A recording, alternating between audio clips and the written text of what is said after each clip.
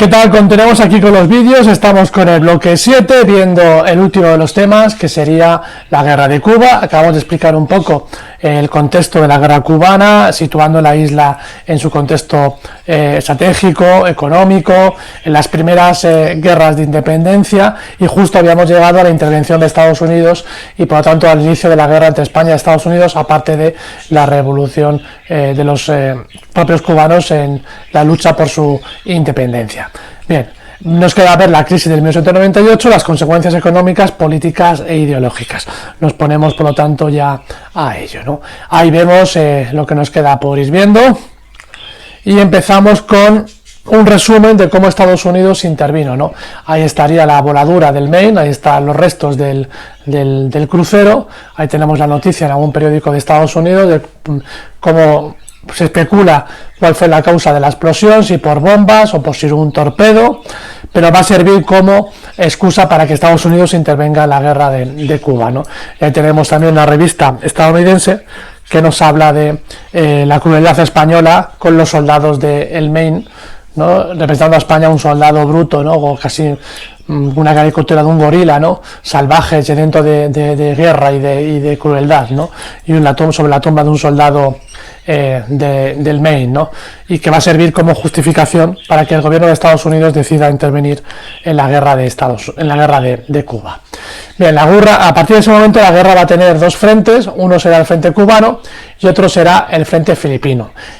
Al igual que Cuba, Filipinas inicia una revolución de independencia en 1871 con un grupo en torno a José Rizal, que será el padre de la independencia filipina, y empieza la intervención de la flota americana, ¿no? Estados Unidos envía la flota del Pacífico desde San Francisco hacia Filipinas y se produce una batalla en Cavite en abril de 1898, donde la vieja escuadra española es vencida por la armada estadounidense, ¿no? El gobierno español también envía la flota que se encontraba cerca de Cabo Verde hacia el Caribe, hacia Cuba. Al frente está el almirante Cervera y va a ser destruida por otra flota norteamericana en el Atlántico, en Santiago de Cuba. Es decir, los estadounidenses envían una flota a Cuba y otra flota a Filipinas. En Filipinas van a luchar en Cavite con la escuadra española, destruyendo la escuadra de Filipinas en Cavite, y la escuadra del Pacífico, la escuadra del Atlántico en Cuba va a ser derrotada en Santiago de Cuba en diciembre de 1898. Decimos que es una guerra, fundamentalmente una guerra entre Estados Unidos y España, fundamentalmente naval, porque el problema que tenía España es un problema logístico, ¿no? Cómo seguir suministrando la guerra, avituallamiento y nuevos soldados a dos islas si tus barcos han sido, y las escuadras que protegían el comercio y la posible reabastecimiento de tropas a las islas de Filipinas o de Cuba, si tu escuadra acaba de ser derrotada en Cuba y en Filipinas, ¿no? No quedaba, por lo tanto, muchos barcos que pudieran llevar tropas y que pudieran mantener el hilo umbilical, ¿no? Umbilical con la metrópoli, ¿no? Además, Estados Unidos, con su armada moderna, no solamente te había destruido las flotas, sino que amenazaba posiciones ya en la península, incluso también en las Islas Canarias, ¿no? De hecho, Estados Unidos empieza a insinuar la posibilidad del que el siguiente ataque sería en Canarias, ¿no? Y esto toca el equilibrio europeo de la Conferencia de Berlín de 1895, ¿no? Los ingleses y franceses no querían tener a Estados Unidos entrando en el reparto de África, ¿no? Si atacasen Canarias, y presionan al gobierno español para firmar la paz.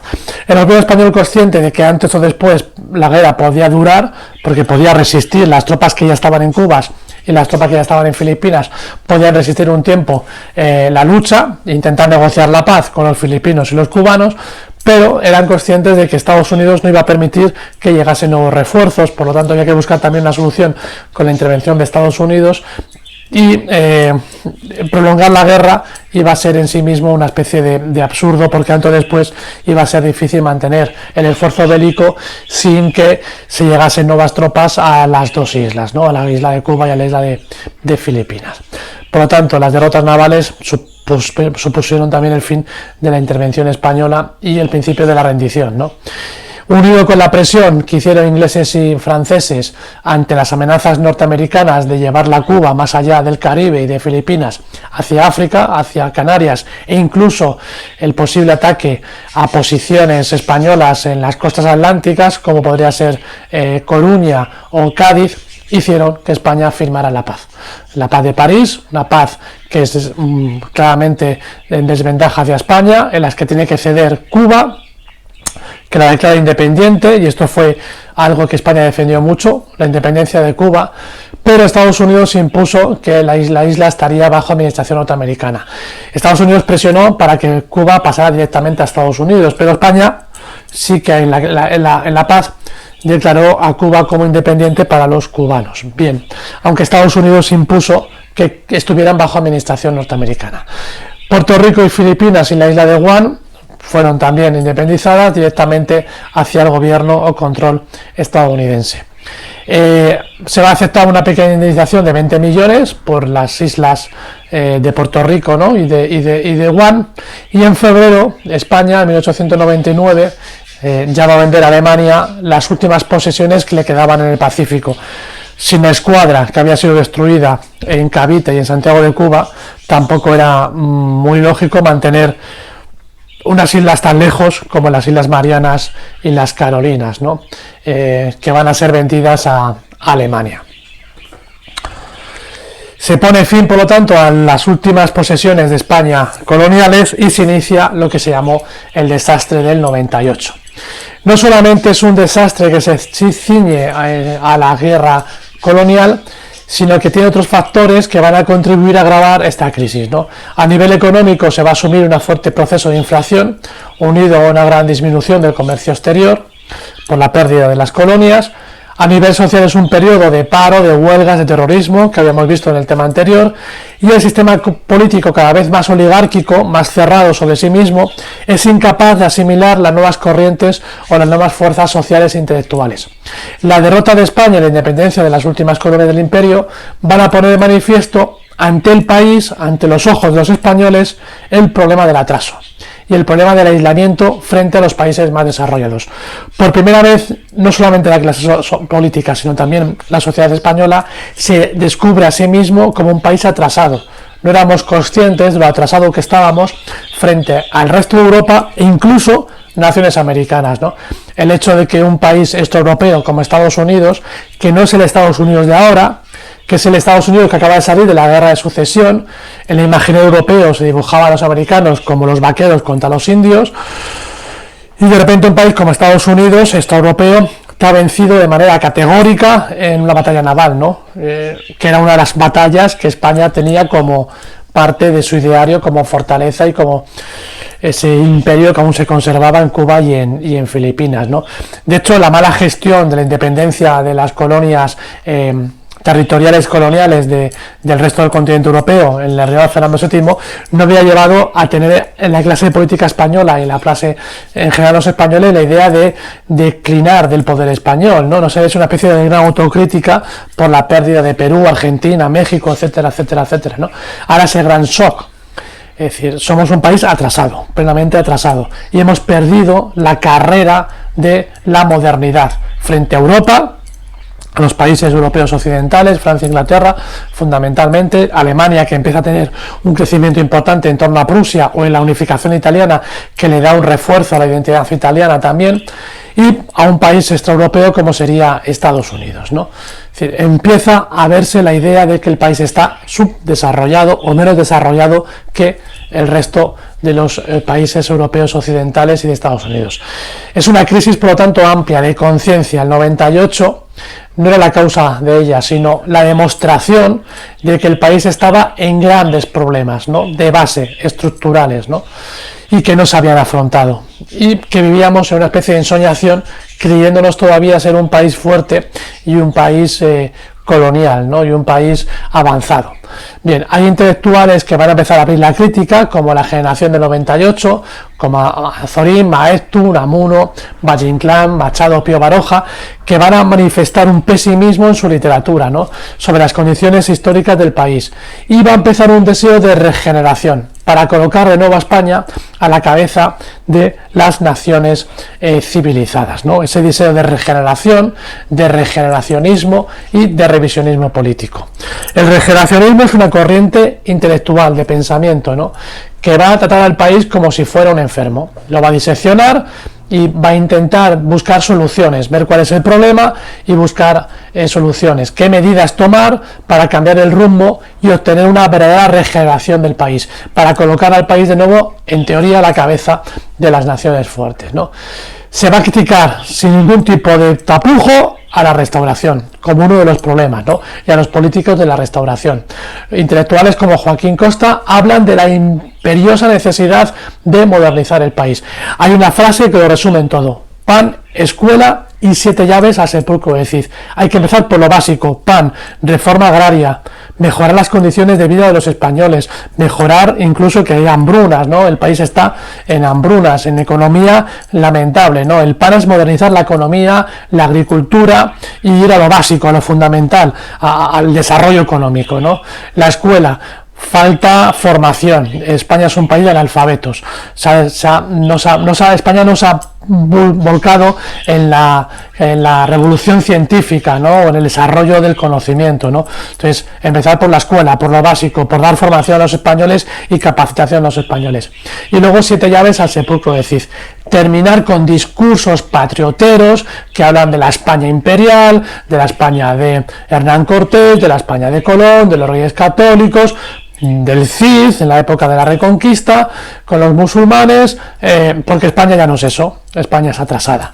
España no es la España del imperio, no es la España de los hijos del Cid, ni la España de los descendientes de Hernán Cortés y de los que conquistaron los imperios aztecas e incas, ¿no? España es un país subdesarrollado ya en comparación con las potencias europeas, occidentales y los Estados Unidos, ¿no? Entonces, dejar de hablar de un pasado glorioso, porque es pasado, aunque fuera glorioso, y el presente es un presente lamentable, ¿no? Entonces, ¿para qué recuperar discursos de los hijos del Cid, echarle al sepulcro del Cid 7 llaves y dejarle allí ese pasado, esos discursos? Porque la realidad española del 1898 es completamente otra, ¿no? Es decir, es un pueblo analfabeto, dominado por oligarcas corruptos, sobre un pueblo analfabeto y hambriento que tiene ínfulas de un pasado glorioso que ya ha dejado de existir, ¿no? La crítica es durísima, la que hace Joaquín Costa. Ortega y Gasset también hablan de la modernidad, de la necesidad de una regeneración del país, y se enfoca a mirar hacia Europa, ¿no?, hacia la Europa occidental, hacia Francia, hacia Inglaterra, hacia Prusia, hacia la Alemania unificada y hacia Italia, ¿no?, especialmente Francia e Inglaterra, ¿no?, el Reino Unido. ¿Qué han hecho bien? Fijaros en qué han hecho bien los europeos, el resto de los europeos, para nosotros ver qué tenemos que mejorar, ¿no?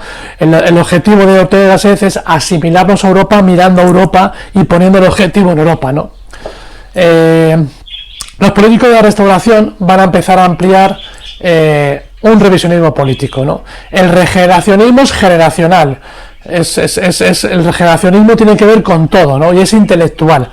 El revisionismo tiene que ver con la política, y lo van a hacer los partidarios del sistema de la restauración. Los partidarios del Partido Liberal y el Partido Constitucionalista de Sagasta, el Partido Conservador y el Partido Liberal, van a hacer una revisión del sistema, pero sin cambiar el sistema. Esto nos suena un poco a la época de Fernando VII, a la época de Carlos III, a esos partidarios del antiguo régimen que buscaban, con el despotismo ilustrado, reformar el sistema, pero sin cambiar el sistema. Pues algo así es el revisionismo político, es decir, hay que revisar que está mal sin cambiar el sistema, y esto es casi imposible, porque lo que dice el regeneracionismo es que hay que cambiar el sistema, ¿no?, porque critica duramente el sistema de la restauración.